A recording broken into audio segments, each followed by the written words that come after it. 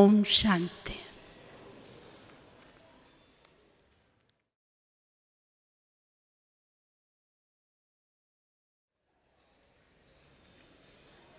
इस मनुष्य सृष्टि में सभी मनुष्यों का जीवन, सबसे श्रेष्ठ जीवन ब्राह्मण जीवन गाया जाता है। लौकिक दुनिया में भी देखा जाता, ब्राह्मणों से ही सब प्रकार के श्रेष्ठ कार्य कराते हैं और ब्राह्मणों के द्वारा ही उच्च कार्य मनवाते हैं। तो मुख्य ब्राह्मणों को निमित्त बना के ब्राह्मणों द्वारा चाहे शादी कराते, चाहे पूजा कराते, चाहे श्राद्ध कराते, कुछ भी कराते हैं, वो सब ब्राह्मणों द्वारा कराते हैं। दुनिया में बहुत वैरायटी प्रकार के ब्राह्मण हैं। भोजन बनाने वाले भी ब्राह्मण हैं, लड्डू बनाने वाले भी ब्राह्मण हैं, श्राद्ध बनाने वाले भी ब्राह्मण हैं, अनेक प्रकार के ब्राह्मण हैं। वो उन क्वालिटी में ही वो लोग अटके हुए हैं। लेकिन बाबा ने हम बच्चों को केवल कल्प के इस संगम युग में ब्राह्मण बनाया। सबसे पहले हम बीके बनते हैं। तो बीके की क्वालिफिकेशन क्या है? जो भी बीके बने हैं वो हाथ उठाइए। जो नहीं हाथ उठाए वो बीके नहीं बने अब तक। ऐसे समझे? हैं?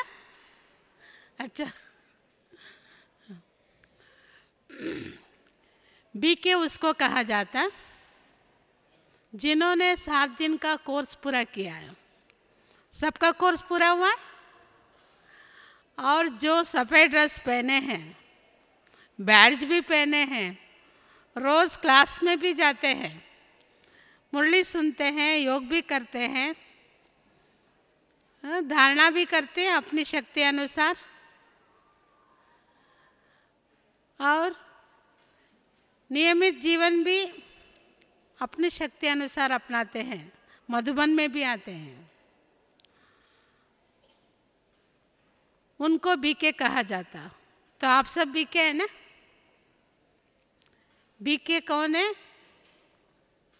अच्छा, ब्राह्मण कौन है? हाथ उठाइए। आप लोग बीके ही ब्राह्मण हैं? बीके और ब्राह्मणों में बहुत फर्क है, क्योंकि बीके बनते हैं, रोज आना जाना करते, मुरली सुनते, पर धारणा पूरा नहीं करते। कई ब्राह्मणों को हम देखते रहती हूँ। मंदिरों में हमारी बड़ी दादी एक बार तिरुपति में आई थी। वहाँ सब तरफ के ब्राह्मण लोग आए हुए थे। हम लोग भी क्यों में गए थे वहाँ। तो रास्ते में आ रहे थे, मंदिर से बाहर, मंदिर के बीच में लड्डू बिकता था। एक बाबा का बच्चा लड्डू ले रहा था। मैंने पूछा, आप लड्डू ले रहे? वो बोला, हमारा घर का भगवान है? तो इसका मतलब बीके बना है, ब्राह्मण नहीं बना है। जो टीवी देखते वो ब्राह्मण नहीं है। सिनेमा में भले नहीं जाते, सिनेमा मंदिर में नहीं जाते, घर में बैठ के जो टीवी देखते वो ब्राह्मण नहीं है। बीके नाम है, लेकिन सच्चे ब्राह्मण नहीं है। कई लोग कहते हैं हम बाहर का नहीं क्या कहते, अंदर का कहते हैं। अंदर क्या होता है?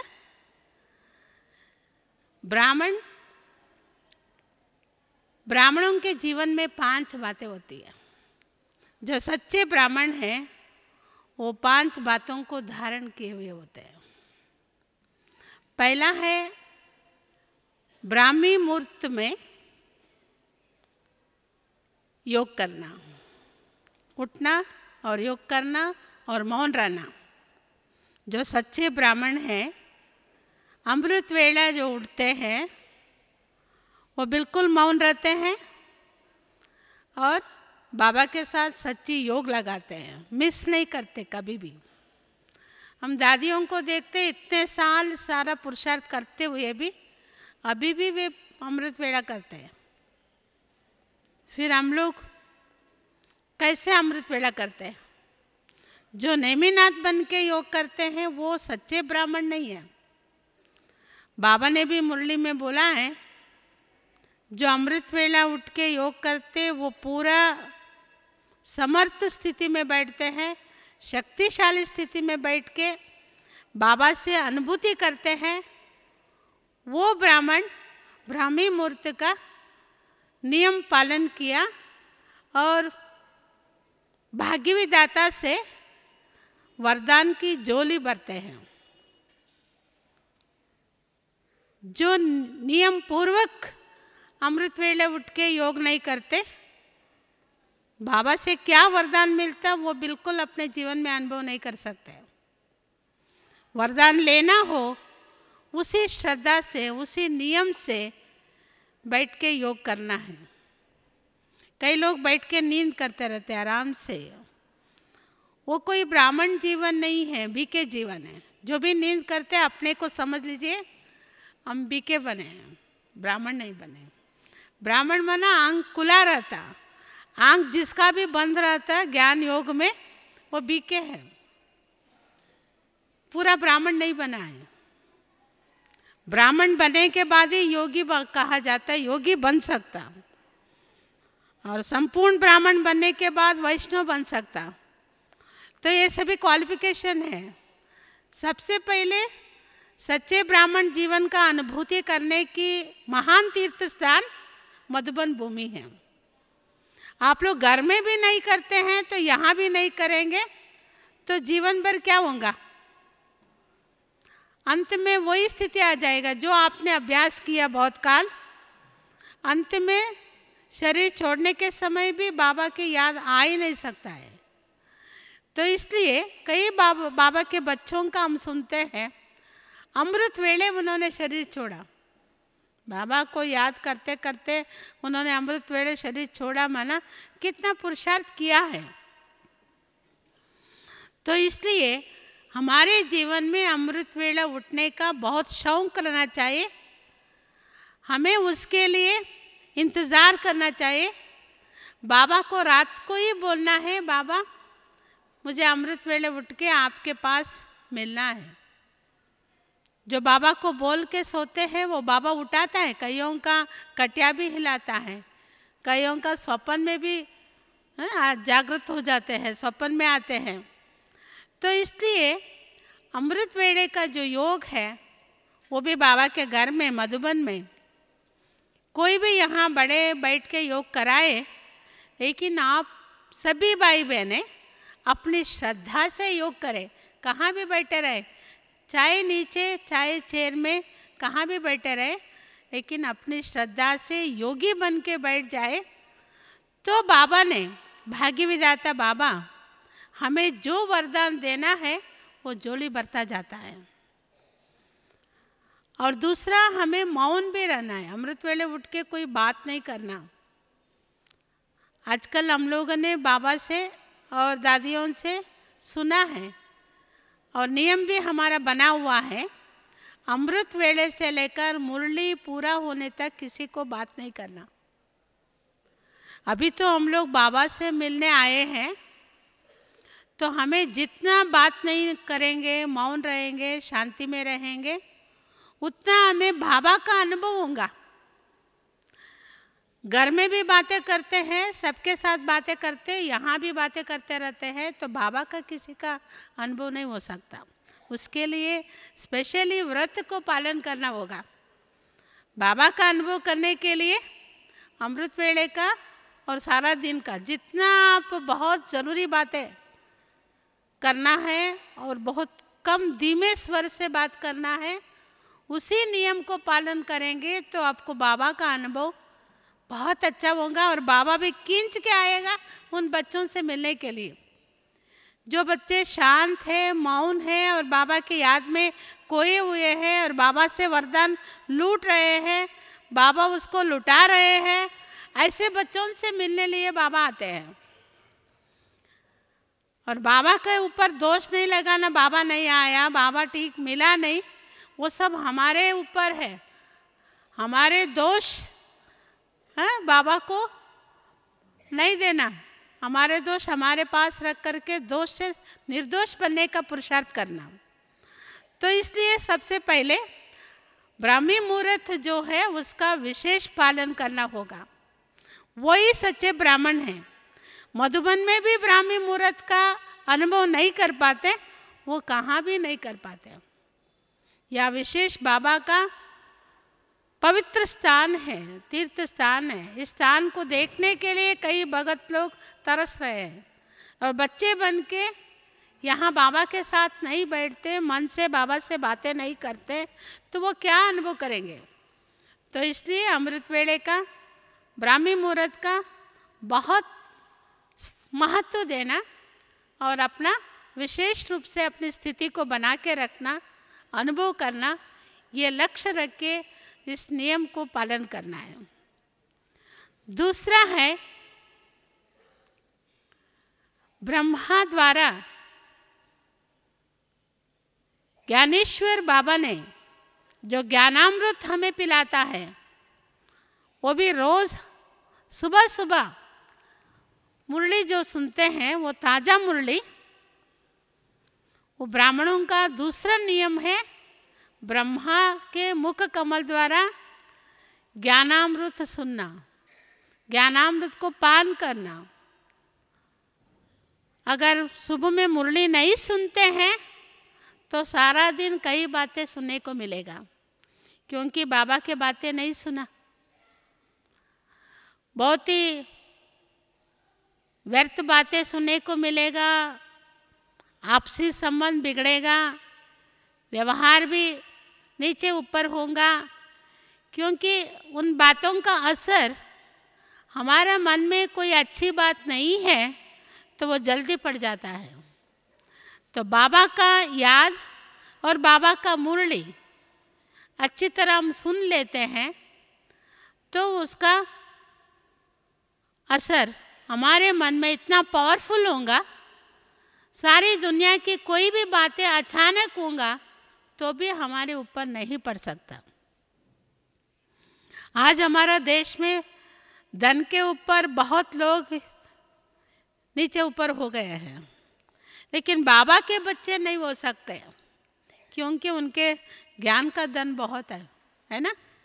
Richest in the world Brahma Kumar Brahma कुमारियाँ वो ज्ञान धन से हैं।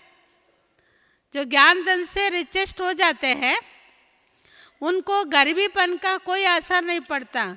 दुनिया में किसी भी बात का नीचे ऊपर होगा, परिस्थिति आएगा, समस्याएं होंगे, उसका असर दुनिया वालों को पड़ता, बाबा के बच्चों को नहीं पड़ेगा।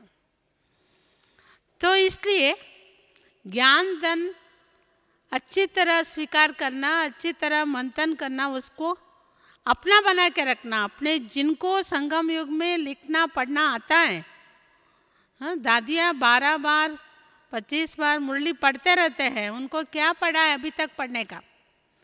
लेकिन हम लोग एक बार भी सुनना बड़ा मुश्किल है, पढ़ने की बात ही नहीं है, तो क्या होगा। इसलिए ब्राह्मण उनको नहीं कहा जाता। मुरली भी सुनने के लिए फुर्सत नहीं है, मुरली सुनने के लिए आनाकानी है, उनका कोई रेस्पेक्ट नहीं है, उनका सुनने का आकर्षण नहीं है, रोज आने का, रेगुलर आने का नियम नहीं है। जब तक जीना है तब तक पीना है ज्ञानामृत, ये उनका नियम नहीं है, तो वो कोई ब्राह्मण नहीं है, वो बीके है। कभी हफ्ते में 1 दिन 2 दिन आके थोड़ा बहुत बाबा की मुरली सुन के चले जाते हैं, वो ब्राह्मण नहीं है, वो बीके हैं। ऐसे वाले भी बहुत बाबा के बच्चे समझते हैं। भले सारी दुनिया वाले बाबा के बच्चे हैं, ये थोड़ा स्पेशल, थोड़ा 1-2 हफ्ते में 2 दिन सुनने वाले, मंदिर में भी जाने वाले भगत होते हैं, घर में भी रहने वाले भगत होते हैं। इसी हिसाब से ब्राह्मणों के हिसाब से सिर्फ हफ्ते में 1 दिन 2 दिन घर में मुरली सुनना, मोबाइल में मुरली देखना और टीवी में मुरली देखना, वो उसी को ही समझ लेना मुरली सुन लिया, वो बीके है, वो ब्राह्मण नहीं है। अगर ब्राह्मण है तो संगठन में बैठ के मुरली सुनना है, उसका कोई बहाना नहीं बनाना। कई बाबा के बच्चे होते, बाबा जो बोलता मुरली सुनते सुनते, जो गंगा के तट पर है उसका मुंह में गंगा हो और वो शरीर छूट जाए, उसका कितना धन्य है उसका श्वास। ऐसे कई बाबा के बच्चे मुरली सुन सुन के भी शरीर छोड़े हैं। आप लोग कहीं नहीं छोड़ना शरीर, लेकिन रोज़ जाके बाबा की मुरली सुनना।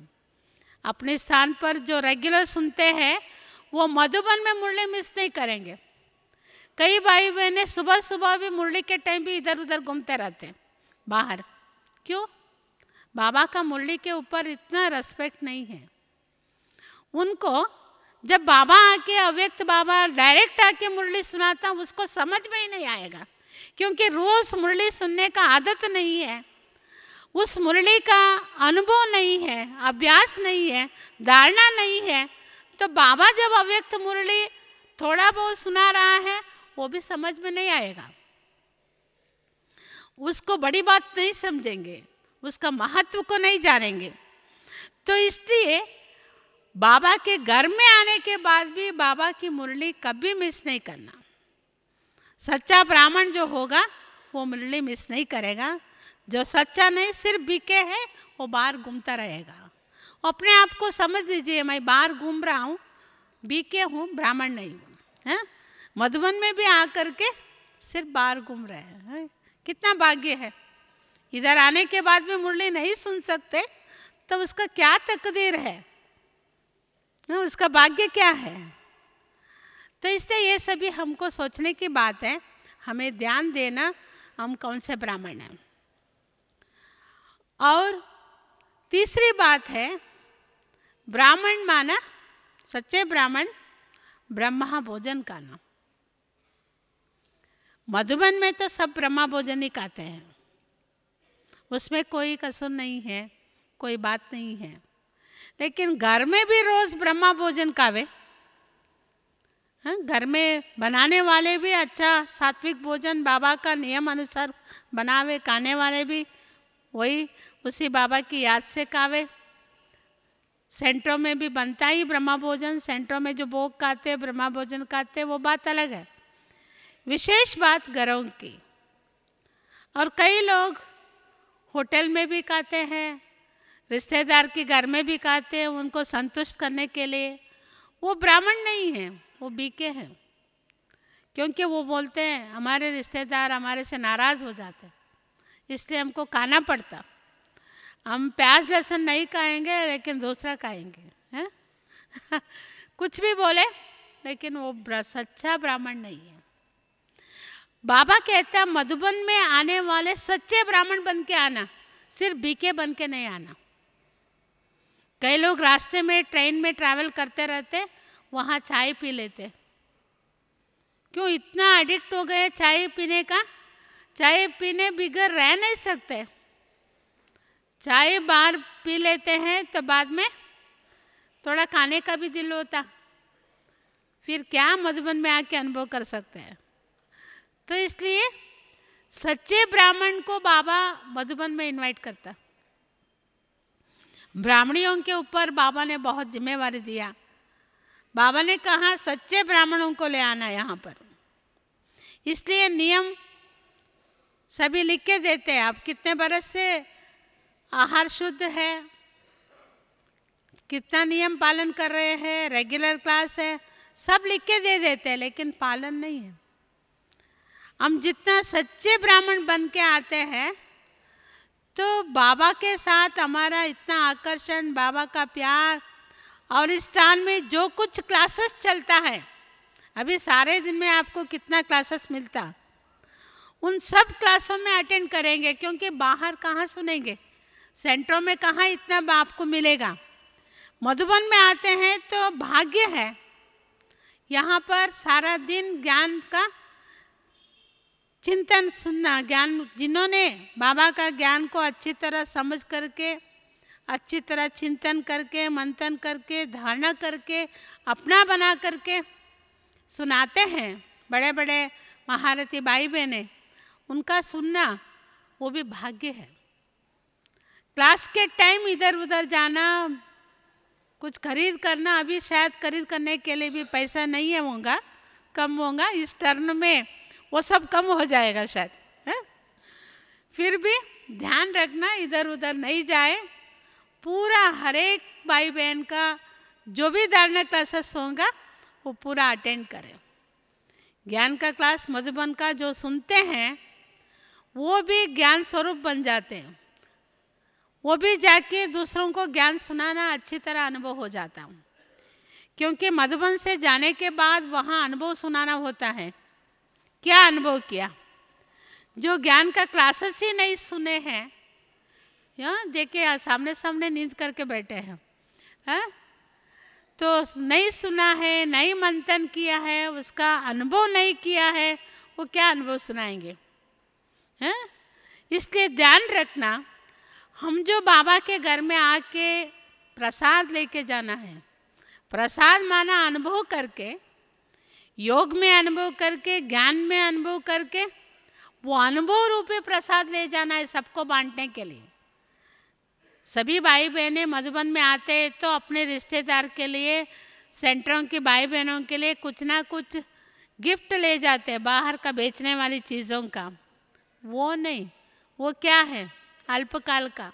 दुनिया वाले भी काम करते हैं, वही हम लोग करते, उसमें कोई विशेषता नहीं है। हम लोग अपना अनुभव यहाँ क्या करते, अपने जीवन में क्या महानता लाए, हमने परिवर्तन क्या लाए, परिवर्तन के लिए कौन सा स्टेप हमने आगे उठाया, क्या क्या दृढ़ संकल्प किया, वो सब आप सुनाइए तो सबके ऊपर बहुत असर पड़ता है। लेकिन प्रैक्टिकल करके दूसरों को सुनाए तो। इसलिए बाबा की मुरली सुनना, बाबा का मुरली का क्लासेस जो सारा दिन सुनते हैं वो सच्चे ब्राह्मण हैं। और चौथा नियम है, चौथा हो गया, तीन हो गए ना, अभी चौथा नियम है ब्रह्मचर्य पालन करना। जो ब्रह्मचर्य पालन करता वही मधुबन में आ सकते हैं, वही सच्चा ब्राह्मण है।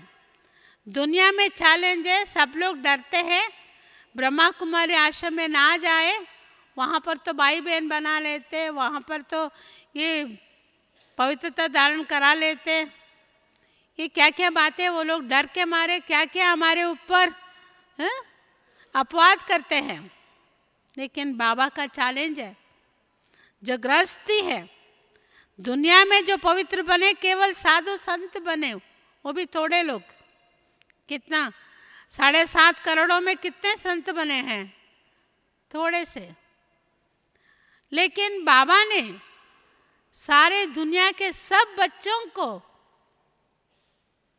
ब्रह्मचारी पवित्र बच्चे बनाना चाहता है।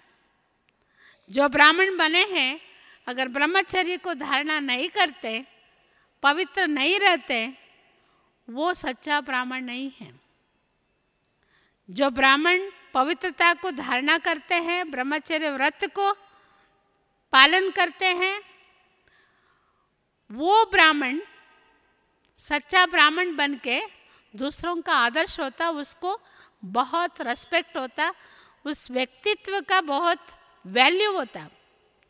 जो ब्रह्मचर्य का पालन नहीं करता है उसका कोई वैल्यू नहीं है। दुनिया में क्या वैल्यू है?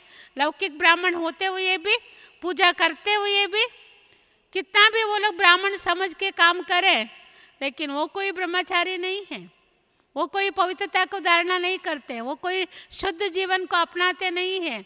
भले मंदिर में पूजा करते, गर्भगुड़ी में पूजा करते, लेकिन इतना पवित्र जीवन कहाँ है उनका? बाबा ने हम बच्चों को सच्चा ब्राह्मण बनाया। हम जितना उसको जिंदगी भर में, लौकिक में अयप्पा स्वामी के पास जाते 1 मास के लिए ब्रह्मचर्य को पालन करते हैं। उनका नियम सारा 1 मास है, 15 दिन है, बाद में जाने के बाद वही की वही। कई ब्राह्मण बच्चे बीबी के वाले कहते हैं हम मधुबन आके जाके आने तक पवित्र रहेंगे, माना वो भगत जैसा। वो जो ब्रह्मचर्य पालना का व्रत को पालन करके अपना जीवन को योग्य बनाना है ना, वो बना नहीं सकते। इसलिए बाबा माताओं का बहुत मान्यता देता। कई माताएं अबलाएं हैं बंधन वाली, वो पवित्रता के लिए कितना मार खाती है, कितना उसको मार पीट के बाहर फेंकते हैं भाई लोग, तो भी वो माताएं नहीं छोड़ती है। बाबा के लिए कुछ भी हो जाए मुझे पवित्र रहना ही है। ऐसे जो पवित्रता को धारणा करते वो सच्चे ब्राह्मण। पवित्रता के लिए कोई बंधन नहीं है। हाँ, कौन आता है साथ में?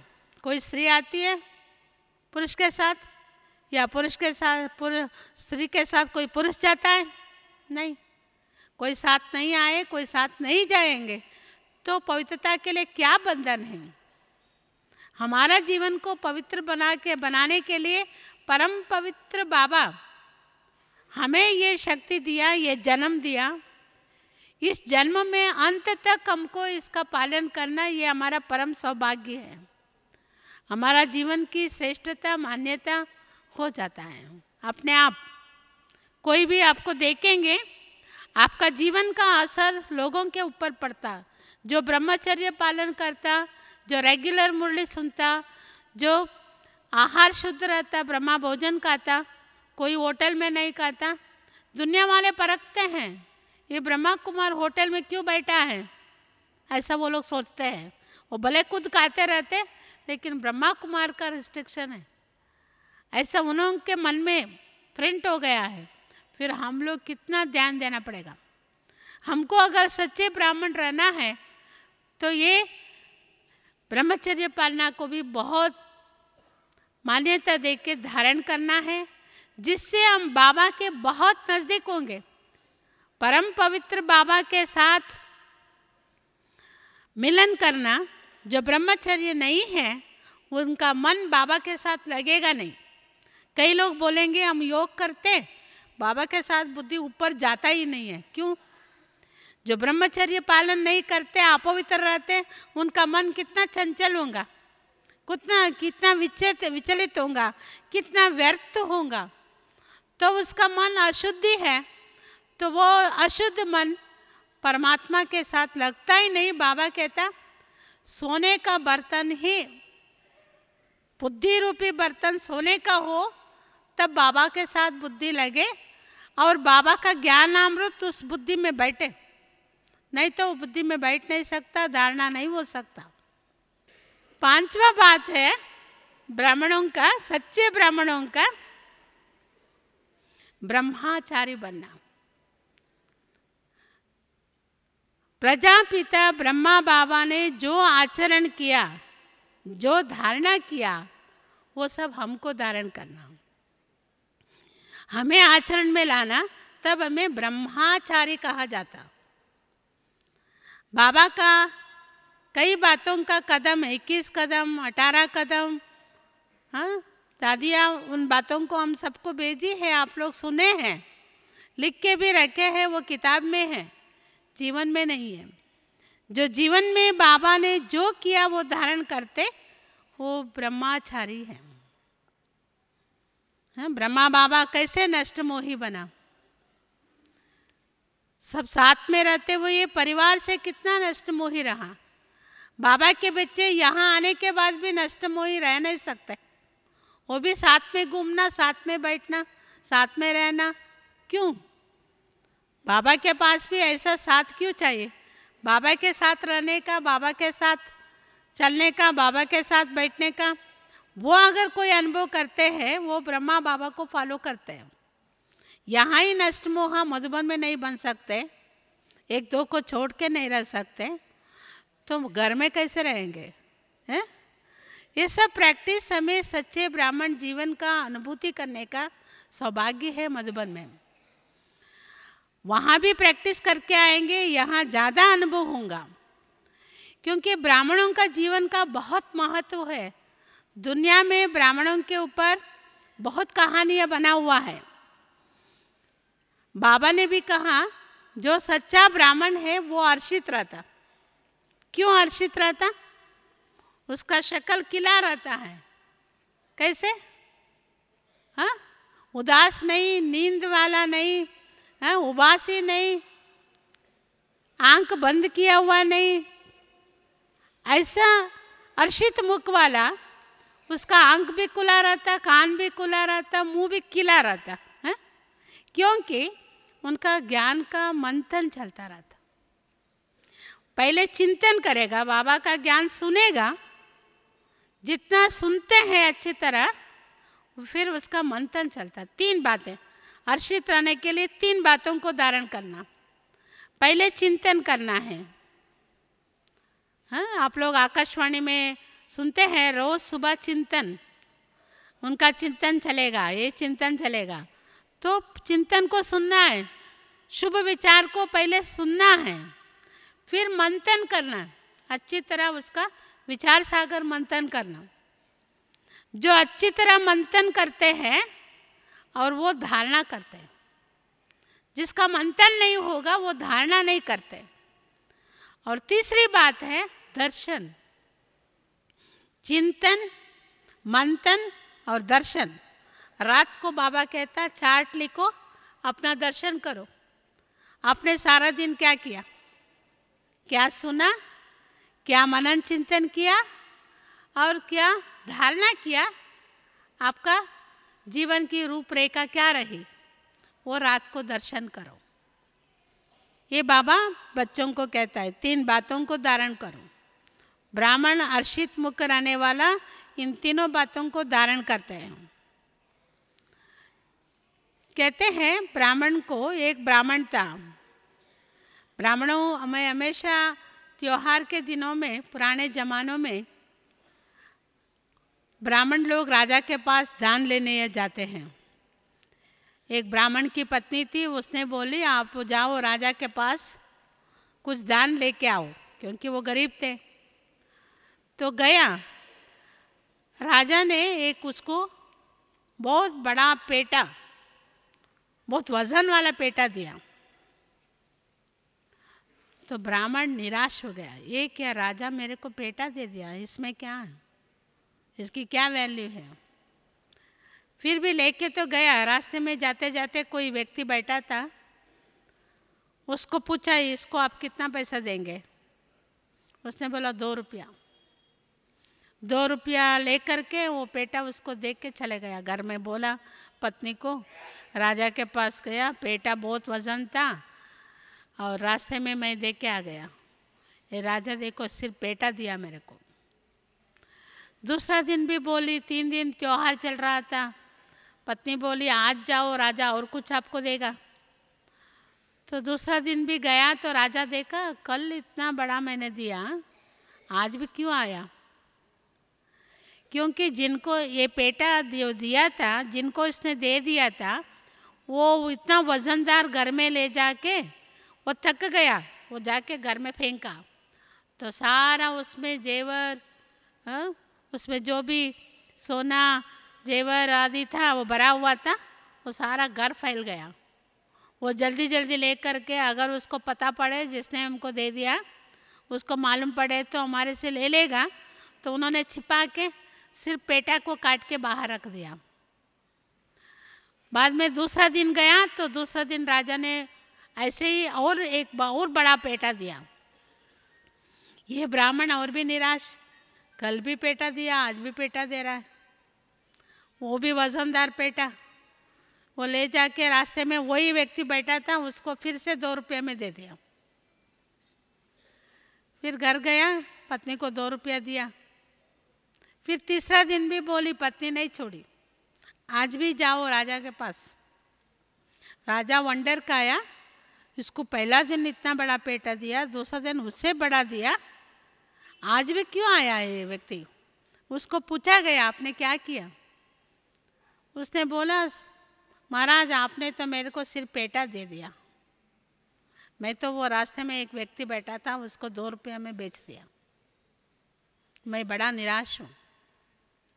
फिर राजा को मालूम पड़ा इसका कम बुद्धि वाला, इसका कितना भी देवे तो ये सारा वेस्ट करता। तीसरा दिन और बड़ा पेटा दे के बहुत वजनदार, पहरेदार को साथ में भेजा, घर तक छोड़ के आना।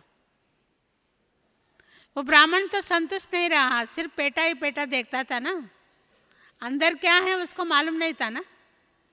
फिर वो पेटा पहरेदार तो वो रास्ते में दे नहीं सकता था, इसलिए घर में जाके थक के पत्नी के सामने फेंक दिया। वो सारा गिर के उसमें जो भरा हुआ था वो देखा तो ये निराश हो गया, मैंने क्या किया। 2 दिन तो राजा इतना सारा बड़ा दिया मेरे को, मेरे को समझ नहीं है, मैं सारा वेस्ट किया। तो देखिए बाबा के बच्चों को बाबा ज्ञान रतन इतना बढ़िया देता है। कई बच्चे बीके समझ के समझते हैं क्या बाबा वही की वही बातें सुनाता, आत्मा की बातें, परमात्मा को याद करो, धारणा करो, सर्विस करो, वही रोज वही रिपीट होता, उसको क्या सुनना है रोज। इसलिए हफ्ते में 1 दिन 2 दिन सुने तो बस, उसको कोई वो ब्राह्मण को महत्व नहीं था ना, ऐसा ये बीके को भी महत्व नहीं है। एक दिन आएगा बाबा ने इतना ज्ञान रत्न हमें दे रहा है, इसकी कितनी वैल्यू है। आप लोग सुने होंगे एक व्यक्ति था, मार्केट में बोलता था एक बात के लिए 1 लाख रुपया, एक बात के लिए 1 लाख रुपया। राजा मार्केट में गया था, सभी चीज़ें देख रहा था, तो ये व्यक्ति बोल रहा था एक बात के लिए 1 लाख रुपया। तो राजा ने बोला आओ मैं तो 1 लाख रुपए देता हूँ, वो बात क्या है सुनाओ। तो घर में गया, उसने बोला एक ग्लास दिया, आप पीने के पहले सोच के पीना, सोच समझ करके पीना, इसमें कुछ भी पीते हो सोच समझ के पीना। राजा को वो गिफ्ट दे दिया, 1 लाख रुपए उसको दे दिया। एक बार राजा बीमार हो गया, बीमार जब हुआ तभी उसके जो वजीर आदि लोग थे उसको ठगी करके उसको विष पिलाने के लिए प्रबंध किया, सारा तैयारी किया था। वो ग्लास लिया, राजा ने देखा वो स्लोगन था ना, एक बात के 1 लाख रुपया के, सोच समझ के पीना, तो उसने पिया नहीं। कोई कुत्ता को डाला तो कुत्ता मर गया। तो बाद में पता पड़ा उसका एक बात की 1 लाख रुपया क्यों। ऐसे बाबा भी कहता बच्चे एक एक रतन के लाखों रुपये वैल्यू है, हमें पता नहीं है इन बातों का।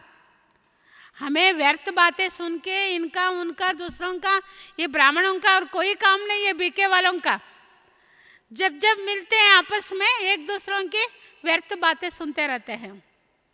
वो सेंटर क्या है, ये सेंटर क्या, पहले सुनते थे दुनिया की बातें, वो घर क्या है, ये घर क्या है, अभी बदल गया, वो सेंटर क्या, ये सेंटर क्या, वो जोन क्या, ये जोन क्या है, और वो भाई कैसा, ये भाई कैसा, ये बहन कैसे। ये कई व्यर्थ बातें सुन करके बाबा की जो ज्ञान रतन है उसकी वैल्यू नहीं दे रहे हैं, क्योंकि बुद्धि में व्यर्थ बातें भर गया है।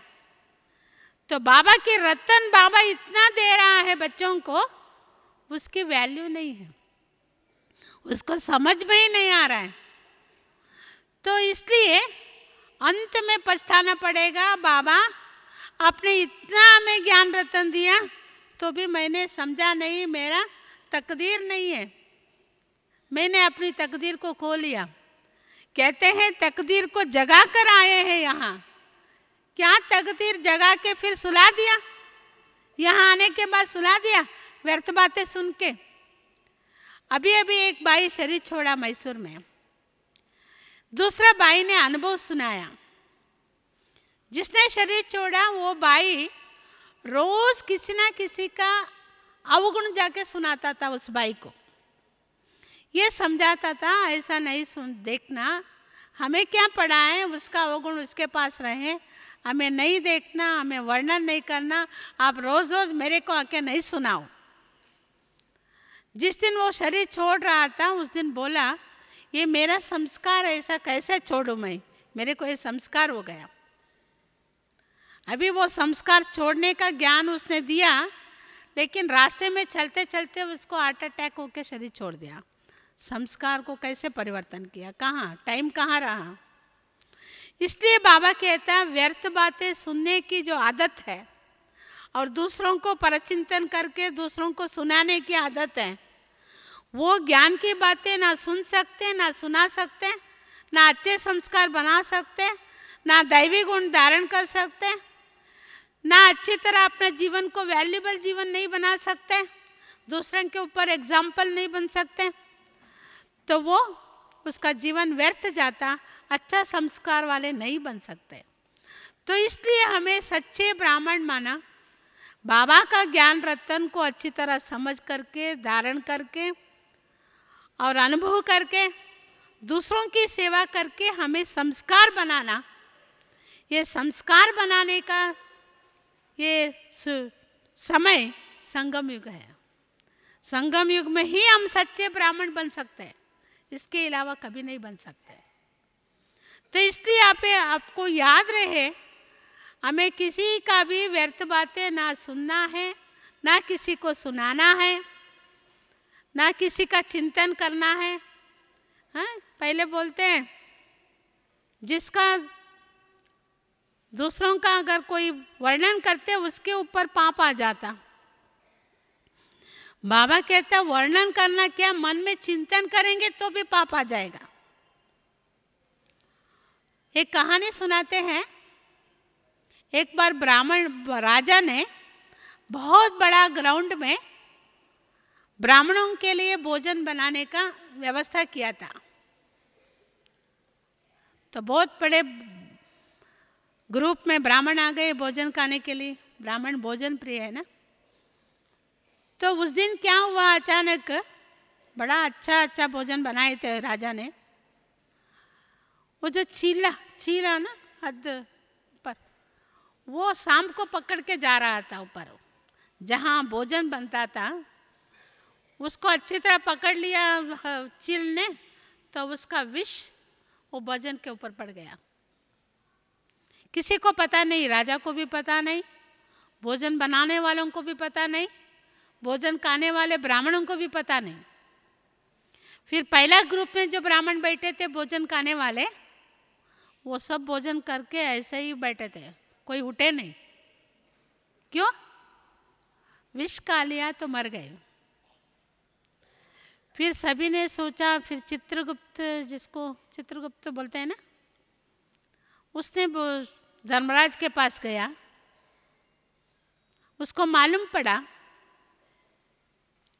ये राजा ने भोजन बनाया, ब्राह्मणों ने भोजन बनाया, उसने प्रोग्राम दिया, सारा अरेंज किया, इन्होंने बनाया, इन्होंने खाया, चील और सांप का विष पड़ा। अभी किस पर पाप चढ़ेगा?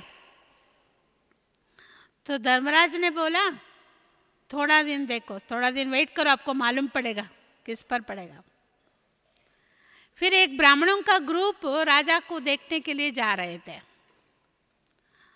तो वहां पर एक फूल बेचने वाली बहन बैठी थी। उसको पूछा गया ये राजा का महल कहाँ है? तो उसने बोली राजा का महल तो इधर ही है, आप लोग मत जाना, ये राजा तो सब ब्राह्मणों को मार रहा है। फिर वो लोग डर गए। फिर मालूम पड़ा थोड़े दिन में चित्रगुप्त भी गया, तो चित्रगुप्त को भी वही बात सुनाई उसने। फिर धर्मराज को बोला उसने, मेरे को मालूम पड़ा कौन सा राज है, किसके ऊपर पाप चढ़ेगा। तो पाप उसके ऊपर चढ़ा जो माता ने राजा के ऊपर झूठ बोल दिया, क्योंकि राजा ने तो नहीं मारा, भोजन बनाने वाले भी नहीं मारा, और सांप, चील ने सांप खाने के लिए लेके जा रहा था, उसने भी मारने के लिए नहीं किया। किसी का कसूर नहीं है। कसूर है, पाप किसको चढ़ा? जिसने झूठ बोला, वो माता ने झूठ बोल दिया। तो इसलिए ध्यान रखना, जो भी बातें हमको मालूम नहीं रहता है किसी का, उसके ऊपर कोई झूठ बोल देते हैं, वो झूठ का भी बहुत असर है। चाहे यज्ञ की बातों के ऊपर झूठ बोलते हैं, चाहे ब्राह्मणों के जीवन के बारे में झूठ बोलते हैं, चाहे सर्विस के बारे में झूठ बोलते हैं, कोई भी बात में अगर कोई झूठ बोलते हैं उसके ऊपर बहुत पाप चढ़ता है, सबका पाप उसके ऊपर चढ़ जाता।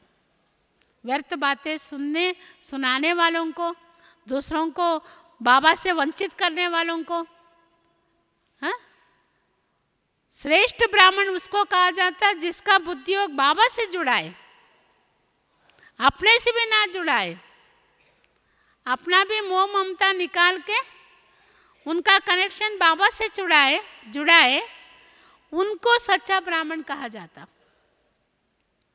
तो हम क्या कर रहे हैं? व्यर्थ बातें सुना के बाबा से दूर कर रहे हैं या बाबा से जुड़ा रहे हैं?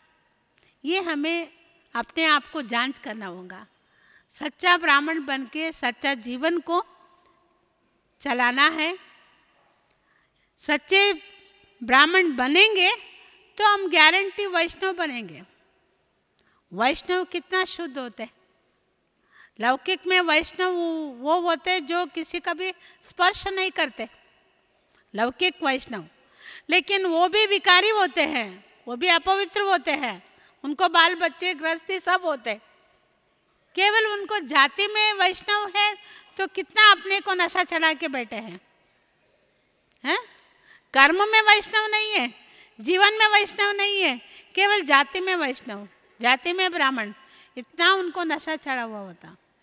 लेकिन बाबा हमें कौन सा ब्राह्मण बनाया? सच्चा ब्राह्मण, जिन्होंने लौकिक में जनेवा पहनते हैं। कई रक्षाबंधन के टाइम एक उपाकर्म त्योहार आता है, उस समय ब्राह्मण लोग जनेवा पहनते हैं, तीन धागे वाला।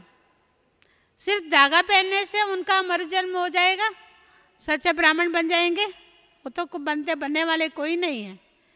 लेकिन बाबा ने हमको सच्चा ब्राह्मण बनाया। जनेवा कैसे पहनाया बाबा ने? स्थूल धागा नहीं पहनाया बाबा ने। बाबा ने हमें मन वचन कर्म में शुद्ध रहना, पवित्र रहना, श्रीमत पर चलना, ये सब सिखाया है। जो संकल्प में भी श्रीमत पर चलते हैं, वचन में भी श्रीमत पर चलते हैं। वचन उनका दूसरों को शांति देंगे, दूसरों को उमंग देंगे, उल्लास बढ़ाएंगे, प्रेरणादायक होगा, उनका महावाक्य होता है। जो दूसरों को सब बातों में उमंग बिगाड़ते हैं, शांति बिगाड़ते हैं, वो श्राप होगा। हम बाबा के बच्चों को, सच्चे ब्राह्मणों को श्राप किसी को नहीं देना, सबको आशीर्वाद देना, सबको उमंग उल्लास बढ़ाना, सबको पवित्र रहने का प्रेरणा देना, सबको खुश रहने का खुशी देना, ये सब बाबा ने हमें सच्चे ब्राह्मणों के लिए बाबा ने वरदान रूप से हमारा जीवन को भी श्रेष्ठ बना करके हमारा जीवन द्वारा सबका जीवन बना रहा है। तो कितना हमारा श्रेष्ठ भाग्य है, इस भाग्य से कभी हमें वंचित नहीं रहना। बाबा कहता है कुमार को एक ब्राह्मण 100 ब्राह्मणों से उत्तम है। लेकिन वो कुमार वो ब्राह्मण बन के चले तो, सच्चे ब्राह्मण बन के चले तो, नहीं तो क्या करेगा? इसलिए बाबा ने ब्राह्मणों का जीवन का बहुत महत्व दिया। दुनिया में बहुत महत्व है सिर्फ जाति के नाम से, लेकिन हमारा कर्म से, हमारी धारणा से, हमारा जीवन से, हाँ, बाबा के बच्चे यहाँ पर जो भी काम करें, चाहे झाड़ू लगावे, चाहे पोछा लगाए, चाहे बर्तन मांजे, चाहे भोजन बनाए, हाँ, चाहे कुछ भी सेवा करे, सच्चे ब्राह्मण होके करे। ऑलराउंड सेवा कर सकते, सब प्रकार की सेवा कर सकते, उसमें कोई कम पद बड़ा पद की बात नहीं है। लेकिन सच्चे ब्राह्मण बन के जो चलते हैं उनका भविष्य पद श्रेष्ठ होता जाएगा। और वर्तमान जीवन भी उसको श्रेष्ठ गाया जाता। उसकी बहुत बड़ी मान्यता होती है प्रैक्टिकल जीवन में। जिन्होंने भी बाबा के बच्चे प्रैक्टिकल जीवन बनाया है, उन ब्राह्मणों को आज भी दुनिया में बहुत मान्यता देते हैं। एक ऑफिस में बाबा के बच्चे 2 बच्चे जाते, एक बाबा को बच्चा को बहुत मान्यता देते, दूसरा को नहीं देते, क्योंकि एक बच्चा जो प्रैक्टिकल जीवन वाला उसको सभी रेस्पेक्ट देते, जो प्रैक्टिकल नहीं है वही लौकिक जीवन बना के रखे, झगड़ा करना, चुगली मारना, व्यर्थ जीवन चलाना, तो उनकी कोई वैल्यू नहीं, लौकिक वाले भी नहीं देते। भले उनको ज्ञान नहीं है तो भी वैल्यू उनके पास नहीं है। तो इसलिए हमें बड़े समझदार बन करके बाबा की बच्चे बने हैं, सच्चे ब्राह्मण बने हैं। ब्राह्मण ही योगी बन सकते हैं। हमें बाबा गृहस्थ में रहते हुए, घर में रहते हुए, सेंटर में रहते हुए, शहर में रहते हुए हमारा जीवन को योगी बनाया। दूसरे कोई योगी, कोई जंगल में जाने वाले भी कोई नहीं है, अभी सभी शहर में आ गए। लेकिन हमारा जीवन को बाबा इतना ऊंच बनाया, इतना श्रेष्ठ बनाया, दुनिया में कोई भी ऐसा ना ज्ञान दे सकते, ना कोई ऐसा पवित्र जीवन सिखला सकते हैं, हमारा जीवन को ऐसा कोई शुद्ध बना सकते कोई भी व्यक्ति नहीं है। केवल परमात्मा शिव बाबा ने ब्रह्मा बाबा द्वारा प्रैक्टिकल जीवन दिखा करके, ब्रह्मा बाबा का प्रैक्टिकल जीवन, दादियों का प्रैक्टिकल जीवन हमें एग्जाम्पल है। हम सब अंधश्रद्धा से नहीं चलने का है, मूढ़मती होके चलने का नहीं है, हमें प्रैक्टिकल एग्जाम्पल बहुत है। बाबा के घर में, बाबा के बच्चों में है, उनको देखते हुए हमारा जीवन को श्रेष्ठ बनाने का। बाबा तो हर मुरली में सी फादर सी मदर बताया हुआ है। मम्मा बाबा को अगर याद करें, मम्मा बाबा ने कितना श्रेष्ठ जीवन अपनाया, तो उसको हम लोग फॉलो करें तो हमारा जीवन सच्चा ब्राह्मण, सच्चा श्रेष्ठ जीवन, सच्चा योगी जीवन, हाँ, ब्राह्मण से सो वैष्णव जीवन, सत्युग में दैवी जीवन हमारा बन जाएगा। इसलिए आप सभी से निवेदन है, आप सच्चे ब्राह्मण जीवन को कहाँ तक अपनाया वो जांच करके अपने जीवन के सभी भागों में चेकिंग करके अपना जीवन को सच्चा ब्राह्मण बनाने का दृढ़ संकल्प करके बाबा का आने तक ब्राह्मण जीवन की श्रेष्ठ महत्व में अपना मन में धारण करके बाबा के इस प्रांगण में या बाबा के इस शांतिवन के जहाँ भी प्रांगण है वहाँ पर कोई आवाज़ ना होवे। आप लोगों को हम अनुभव सुनाती हूँ, हमारे पास बट्टियाँ होती है, मौन बट्टियाँ। इतना रिस्ट्रिक्शन है, 7 दिन क्या 21 दिन मौन बट्टी करते थे हम लोग। 21 दिन कोई भाई बहनें बात नहीं करती थी, चाहे टीचर होवे, चाहे भाई होवे, बहन होवे, कोई भी बात नहीं करते थे। अभी 21 दिन कोई समय नहीं निकाल सकते, एक जमाना था। 21 दिन का मौन बट्टी हम लोग 2 साल 3 साल किया। फिर बाबा इस डायमंड जुबली को जब ओपनिंग किया, क्योंकि ये प्रेरणा हमारी बड़ी दादी प्रकाशमणि दादी ने दी थी मेरे को। दादी हम सभी टीचर्स को बताई थी, आप लोग मौन करो, 21 दिन मौन करो। मैं भी करती हूँ, दादी तो प्रैक्टिकल करती थी। तो हम लोगों ने किया, तो दादी को बताया, तो दादी बोली आप मधुबन में आएंगे तो अनुभव सुनेंगे। जब यहाँ का ओपनिंग हुआ, बाबा आया, तो बाबा के सामने दादी मेरे को बुलाई। मेरे को आश्चर्य लगा, दादी बड़ों के सामने और दादी बाबा के सामने मेरे को क्यों बुलाते। तो सभी ने बोला आपको चांस मिल रहा है, आप जाओ, बाबा के पास जाओ, दादी के पास जाओ। स्टेज पर आई तो बाबा को दादी बोलती है, लक्ष्मी तुमने 21 दिन का मौन बट्टिया जो कराई और खुद किया, उसका अनुभव बाबा को सुनाओ। अभी इतनी बड़ा सभा, हाँ 25-30 हज़ार लोगों की सभा और दादियाँ सब बैठी हैं, उनके सामने मेरे को बाबा को क्या अनुभव सुनाऊं। मैं बोली बाबा दादी ने डायरेक्शन दी, हम लोगों ने पालन किया, सबको बड़ा अच्छा अनुभव हुआ। उसका वो बट्टी से कई ब्राह्मणों का जीवन भी बहुत आगे बढ़ गया, सारा सेवा भी आगे बढ़ गया। कई लोगों को ये प्रेरणा मिली, यहाँ तक जो जगत गुरु लोग जो मौन ही नहीं रहते थे, उन्होंने मौन स्टार्ट कर दिया हमारा मौन को देखते हुए, क्योंकि उनके फॉलोवर्स यहाँ पर आए, बाबा के बच्चे बने। उनको हमने बुलाती थी जगत गुरु लोगों को भट्टी का स्टार्टिंग उद्घाटन करने, फिर समाप्त के समय अनुभव सुनने। वो आके जब भी उद्घाटन करते थे, उनके शिष्य लोग जब ज्ञान में आए तो उनको बात करने चाहते थे, वो लोग बात नहीं करते थे। तो बोले ये लोग गृहस्थी लोग ये बात नहीं करते। फिर उन्होंने उसके बाद 1 महीना मौन रहना, 15 दिन मौन रहना उन्होंने चालू कर दिया। ये बाबा के बच्चों ने मौन रहा है, गृहस्थी लोग मौन है, हम लोग क्यों नहीं रह सकते? ये मौन का जीवन मधुबन में अभ्यास करना। मधुबन में सारा दिन जितना मौन रहेंगे उतना हमारा जीवन बहुत ऊंचा हो जाता, वही जीवन आगे बढ़ जाता। घरों में आप जाएंगे, सेंटरों में जाएंगे, कम बात करेंगे, व्यर्थ सारा छूट जाएगा, तो हमारा जीवन बहुत ऊंचा बन जाएगा।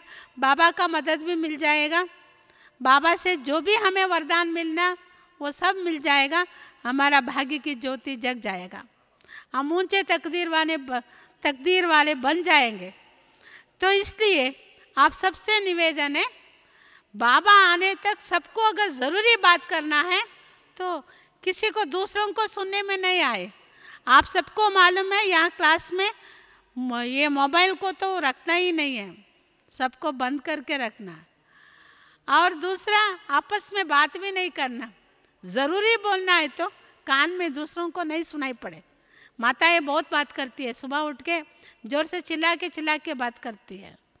हाँ, तो ये माताओं से भी निवेदन है, माताएं विशेष आप मौन रहेंगे तो भाई लोग भी रह जाएंगे जो भी बात करने वाले हैं।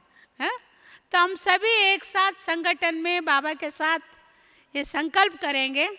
बाबा ने जो मन का डांस करने के लिए हमें होमवर्क दिया, हमें मन से बाबा से मिलके वो शांति का अनुभूति करते हुए फिर से बाबा से मिलेंगे।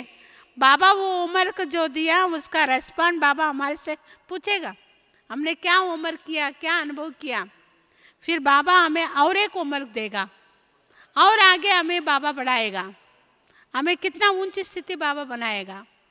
तो इसलिए ऐसे बातों को स्वीकार करने के लिए अपने आप को भी तैयारी करना होगा। तो इसलिए हम सभी भाई बहनें जो भी मधुबन में आए, हम मन ही मन शांति का डांस करते हुए हाँ सारा दिन अपना जीवन बिताएंगे, ज्ञान रत्नों को लूटेंगे और योग भी अच्छा करेंगे। इस शांति वन को शांति बना के रखेंगे, हमारे कारण घमसान नहीं होवे, बहुत शांति हो जाए।